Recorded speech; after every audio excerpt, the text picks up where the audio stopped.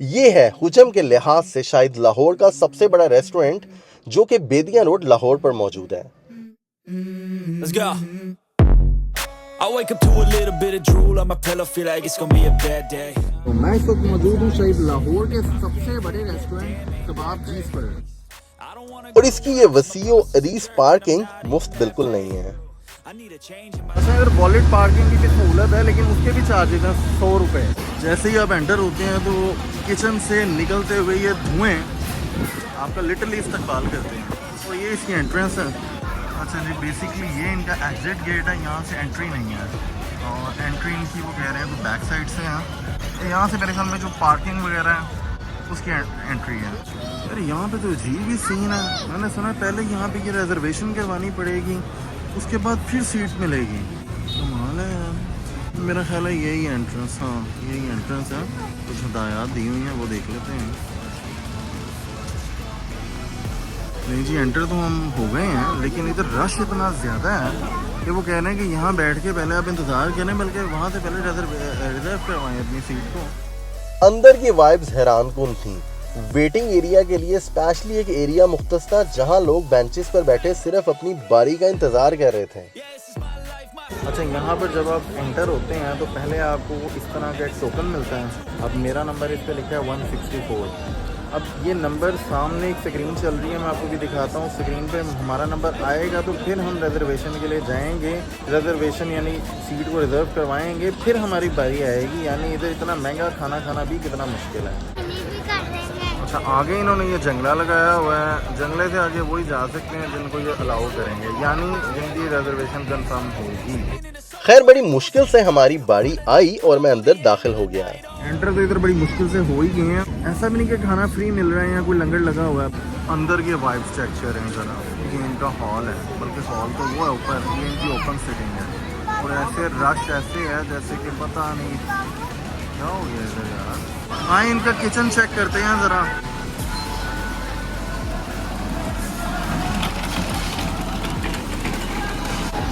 उनका तो एग्जॉस्ट भी इतना बड़ा है। ये इनका आज का स्पेशल मेन्यू है। वहां फिरते फिरते मैंने लाइव कुनाफा का एक बोर्ड देखा। ये जानने के लिए कि कुनाफा होता क्या है, मैं उसके पास गया और यकीन करें एंड तक मुझे समझ नहीं आई कि ये कुनाफा आखिर है क्या। इन्होंने हाथ धोने के लिए इस तरह का सिस्टम बनाया और ये ओपन ही है। I wake up to a little bit of drool on my pillow, feel like it's gonna be a bad day.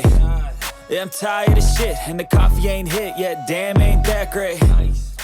ये इन्होंने किसी मॉल की तरह ही बनाया हुआ है, यानी इसके अंदर अलग से प्ले लैंड भी मौजूद है।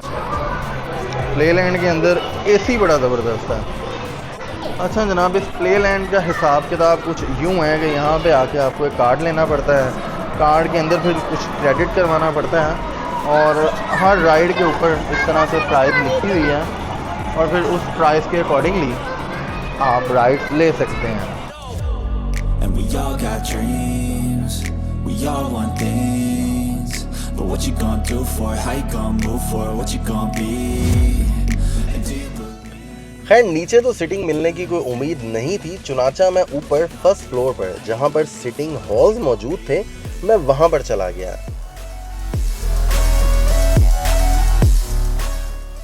फर्स्ट फ्लोर से ग्राउंड यानी ओपन सिटिंग का नज़ारा बहुत दिलकश था। ग्राउंड पे इन्होंने ओपन सिटिंग का बहुत वसी इंतज़ाम किया हुआ था और इसी बिना पे मैंने इसको लाहौर का अब तक देखा गया सबसे बड़ा रेस्टोरेंट कहा, क्योंकि इतनी बड़ी सिटिंग मैंने और किसी रेस्टोरेंट में अब तक नहीं देखी। यहाँ पर एक बहुत बड़ी स्क्रीन भी नस्ब थी जिस पे कबाब जी अपने बाकी रेस्टोरेंट्स की मार्केटिंग कर रहा था।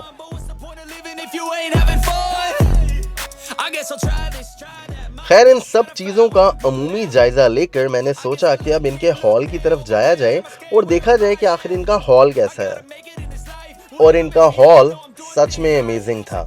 रूफ से लेके फ्लोर तक डेकोरेशन अमेजिंग थी और एसी इंतहाई चिल था।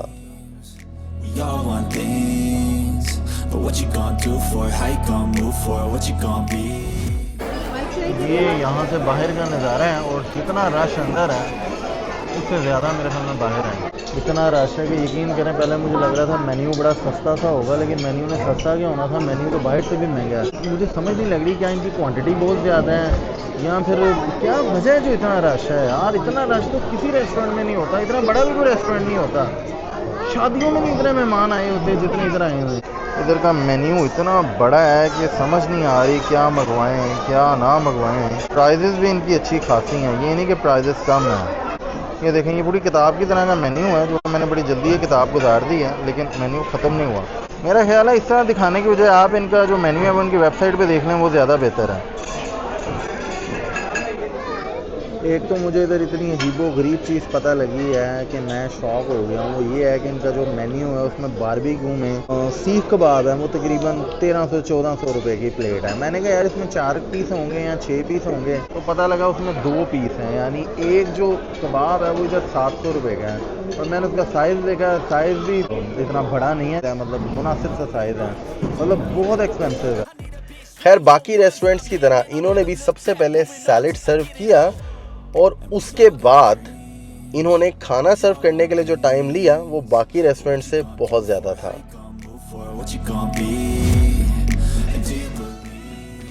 खैर कुछ नहीं, काफ़ी देर के बाद इन्होंने खाना सर्व किया। सबसे पहले कढ़ाई आई जो कि काफ़ी लाल थी। उसके बाद जो चीज़ इन्होंने रखी उसने मुझे सबसे ज़्यादा सरप्राइज़ किया, वो था ये ब्लैक पेपर। और आखिर में इन्होंने रखे नान।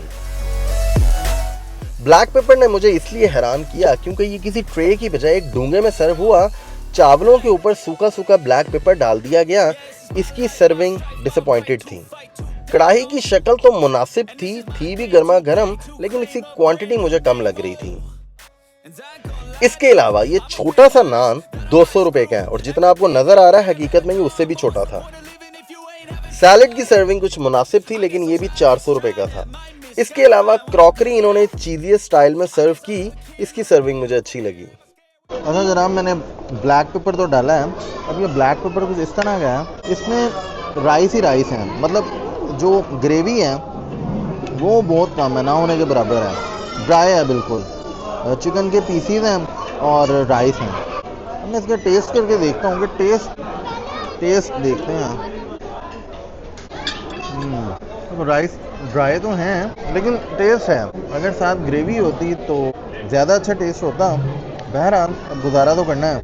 बाकी कढ़ाई की मैं क्या बात करूं, इसकी क्वांटिटी तो लेस थी ही, इसका टेस्ट भी बिलो द एक्सपेक्टेशन था। और खाना खाने के दौरान इस जम्मे गफीर को देखते हुए मैं हैरानगी से ये सोच रहा था कि न जाने इस रेस्टोरेंट की कौन सी ऐसी बात है जिससे मुतासिर होके ये लोग बार बार इधर आते हैं। बहरहाल फाइनली जनाब बिल भी आ गया जो कि मैंने यहाँ रिवील कर दिया। आप तसल्ली से एक एक चीज़ की प्राइस और टोटल देख सकते हैं। अच्छा एक इनकी अच्छी बात, जो बिल कलेक्ट करने आए थे उन्होंने भी बता दिया कि अगर आप कार्ड से पे करते हैं तो कुछ डिस्काउंट भी चल रहे थे। तो जनाब खाना तो हम खा चुके हैं, और अगर खाने के एक्सपीरियंस की बात की जाए तो अगर शुरू से शुरू करें, एंट्रेंस के वक्त पहला धचका आपको तब लगता है जब पता लगता है कि यार इतना बड़ा रेस्टोरेंट है, लेकिन इसकी पार्किंग के चार्जेस हैं। जी हाँ, इसकी पार्किंग के भी चार्जेस हैं और 100 रुपीज़ पार्किंग के चार्जेस हैं। उसके बाद जब आप अंदर आते हैं तो अंदर आना भी इतना आसान नहीं है, रश इतना ज़्यादा लगा होता है। पता लगता है कि आप अंदर ऐसे ही नहीं आ सकते, आपको रिजर्वेशन लेनी पड़ेगी, रिज़र्व करवानी पड़ेगी सीट। आप एक टोकन लेते हैं, उस पर एक नंबर लिखा होता है, और जब उस नंबर पे आपकी बारी आती है, बहरहाल बड़ी मुश्किल से अंदर दाखिल होते हैं। उसके बाद भी वेटिंग का सिलसिला ख़त्म नहीं होता, बल्कि अंदर भी आपको कोई ना कोई इनका कोई एम्प्लॉय, कोई वेटर, कोई ऑर्डर टेकर वही ले जा सकता है और वही आपको टेबल पे बिठा सकता है। खुद से जाके नहीं आप बैठ सकते, रश इतना ज़्यादा होता है कि कोई टेबल खाली नहीं होती।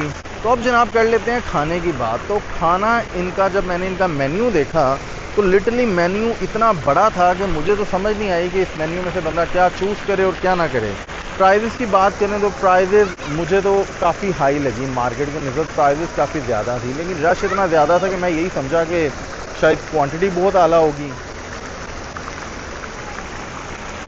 लेकिन जब खाना सर्व हुआ तो क्वांटिटी भी कोई इतनी ख़ास नहीं थी। ख़ास तौर पर जब ब्लैक पेपर सर्व हुआ विद एग फ्राइड राइस, तो मैं बड़ा हैरान हो गया कि ना कोई डिश है ना कोई ट्रे है, बल्कि एक डोंगे में इन्होंने सर्व कर दिया, एक बाउल से में, उसी के ऊपर राइस थे और उसी के ऊपर ब्लैक पेपर था। और राइस ड्राई फील हुए क्योंकि उसमें ग्रेवी नहीं थी। जहाँ तक चिकन कढ़ाई की बात की जाए तो बस सो जायका था, कोई इतना ख़ास नहीं था। नान ने खासा डिसअपॉइंट किया बिकॉज़ नान बड़ा महंगा था लेकिन नान का साइज़ बहुत ही छोटा था, स्मॉल सा नान था।